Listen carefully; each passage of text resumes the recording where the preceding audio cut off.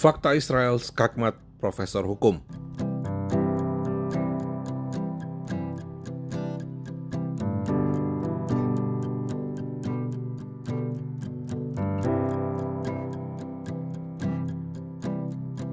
Saudara, Anda bisa menyimak bagian sebelumnya di YouTube Fakta Israel.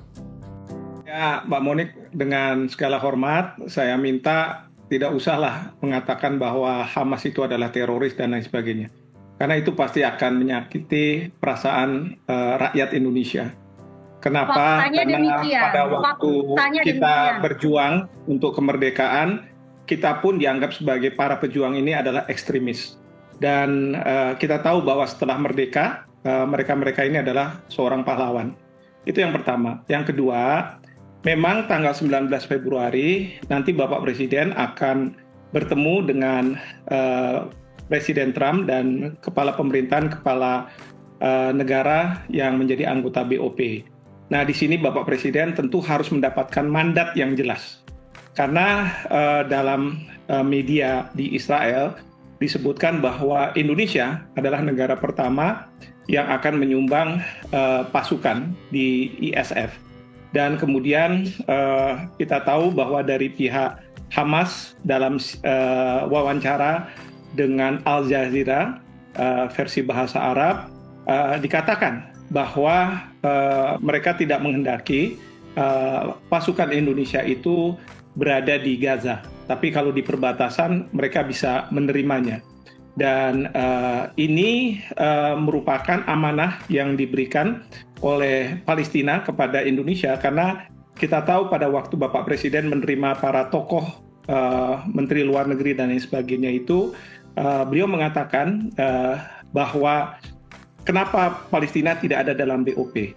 Dijawab bahwa Palestina tidak ada dalam BOP karena tidak diundang, dan Palestina menitipkan kepentingannya, amanahnya itu ke Indonesia. Oleh karena itu, kita tahu bahwa posisi kita Indonesia adalah mengemban amanah dari rakyat Palestina. Nah, oleh karena itu, Bapak Presiden tentu harus dengan tegas mengatakan mandat itu apa. Apakah peacekeeping operation atau peacemaking? Lalu kalau misalnya peacekeeping operations, apakah harus melakukan perlucutan senjata terhadap Hamas? Karena Perdana Menteri Netanyahu sudah menegaskan bahwa kalau nantinya akan ada rekonstruksi terhadap Gaza, maka terlebih dahulu harus ada perlucutan senjata terhadap Hamas. Dan Perdana Menteri Netanyahu mengatakan bahwa saya tidak mau yang melucuti itu tentara dari Qatar, tentara dari Turki. Apakah itu berarti dari Indonesia? Kalau itu dari Indonesia, maka ini sekali lagi akan mencederai apa yang menjadi kepentingan dari rakyat Indonesia untuk membantu rakyat Palestina agar penghapusan terhadap penjajahan.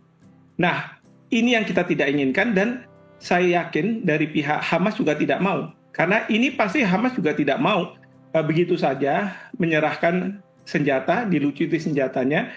Karena kalau misalnya toh dipaksa, itu berarti kita akan berkonflik dengan Hamas justru.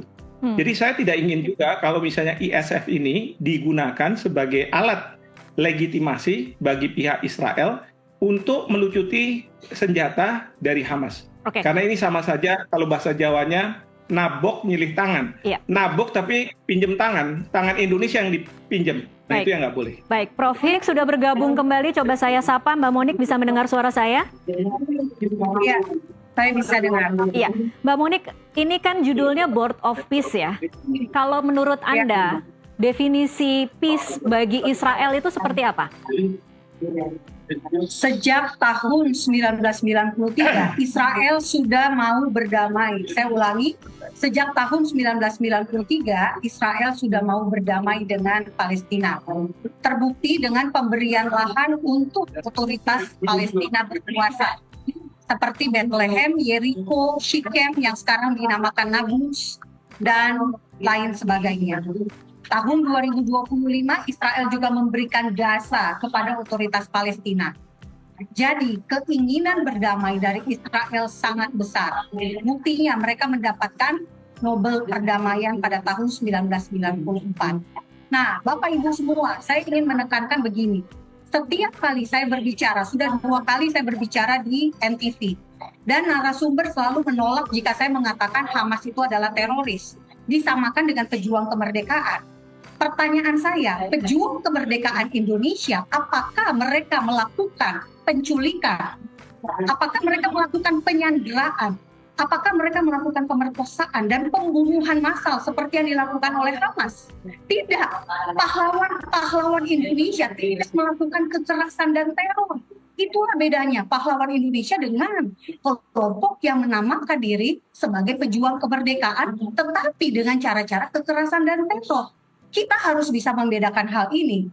Saya sangat menyayangkan pernyataan tersebut keluar dari seorang profesor ahli hukum. Nah, kembali ke soal perdamaian. Apa iya kita setuju Gaza dikuasai oleh kelompok teror yang jelas-jelas rekam jejaknya berdarah? Apa iya Indonesia, Uni Emirat Arab, Arab Saudi, Maroko, Bahrain, Mesir, Yordania, negara-negara yang memilih bergabung dalam Dewan Perdamaian Gaza itu sedemikian bodohnya sehingga mereka tidak tahu apa yang akan mereka lakukan? Saya percaya mereka sangat mengerti situasi sehingga mereka memilih masuk di Dewan Perdamaian Gaza. Dan saya bersyukur Indonesia ada di sana. Untuk rumah Profesor Hikmahanto yang terhormat, tidak perlu takut. Apa yang akan terjadi pada Gaza yang baru?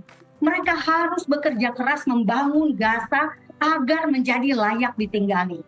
Akan ada 100.000 unit perumahan di Rafah saja. Ini di Rafah saja 100.000 unit.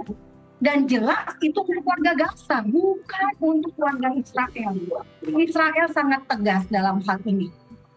Israel hanya berada di garis kuning, 58% itu pun juga untuk mencegah upaya-upaya teroris Hamas yang masih ada di Rafah, di terowongan dan sebagainya. Mereka ingin kembali menguasai Gaza itu supaya mereka tidak bisa merangsek masuk ke perbatasan Israel. Rekonstruksi ini targetnya sangat cepat, 3 tahun saja. Bayangkan 3 tahun, bagaimana mungkin bisa membangun Gaza dalam waktu 3 tahun, tetapi itu yang ditargetkan Trump. Baik. Dan saya setuju mereka berusaha sangat keras. Kita lihat berapa tahun kita membangun IKN, sampai tahun ini belum selesai. Baik, Mbak Monik, ini kan kita menyaksikan bagaimana kerja Dewan Keamanan PBB selama ini tidak berhasil untuk kemudian mendamaikan 2 negara yang berkonflik ini. Mengapa Anda begitu optimis bahwa BOP bentukan Trump akan lebih berhasil? Selalu butuh usaha untuk berdamai. Dan saya selalu orang yang percaya kita harus selalu mencoba. Meski memang kita lihat kontribusi Indonesia dalam dalam pasukan perdamaian di Lebanon itu tidak membawa hasil. Buktinya apa? Hezbollah masih ada. Bahkan Hezbollah punya kemampuan yang bertambah-tambah dan mampu menyerang Israel sejak Oktober 2023, 8 Oktober 2023, sehari setelah serangan Hamas. Artinya selama ini mereka melakukan membangun infrastruktur teror mereka di depan hidung pasukan perdamaian dari PBB. Nah, kenapa sekarang Dewan Perdamaian Gaza ini bisa lebih berhasil? Karena selama ini pasukan perdamaian berada di bawah naungan PBB. Oke. PBB sangat anti-Israel. Catat, Bang. Baik. PBB sangat anti-Israel sehingga dia tidak ingin ada damai antara Israel dan Palestina. Baik. Kenapa? Makanya dibiarkan selalu ada kelompok teror yang ingin menyerang Israel. Selalu dibiarkan selalu ada kelompok-kelompok teror dari Hezbollah, dari Houthi, dari mana-mana untuk menyerang Israel. Oke. Israel selalu berusaha membela diri. Baik, terima kasih Mbak Monik. Kita akan sama-sama saksikan perkembangan selanjutnya akan seperti apa posisi pemerintah Indonesia termasuk 8.000 pasukan yang dikirim dan apakah kita memang benar-benar bisa mewujudkan rekomendasi politik luar negeri Indonesia selama ini two state solution untuk Israel dan Palestina. Terima kasih Mbak Monik. Saudara, terima kasih Anda mendukung pelayanan edukasi dari YouTube Fakta Israel. Anda bisa membeli merchandise yang kami sediakan untuk menopang pelayanan kami.